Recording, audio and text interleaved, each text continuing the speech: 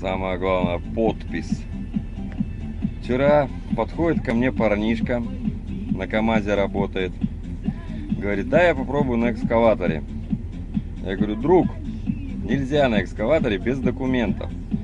Что вы думаете? Он приносит мне после обеда вот эту вот бумагу. Говорит, у меня есть документ. Вот бумага такая интересная.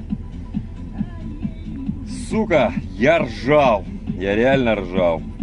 Ну что я ему сказал? Без печати нельзя. А документ оставил себе на память. Ну вот так вот мы тут весело работаем. Вот, пожалуйста. Тракторист, машинист. Все замечаем. Спецтехника можно.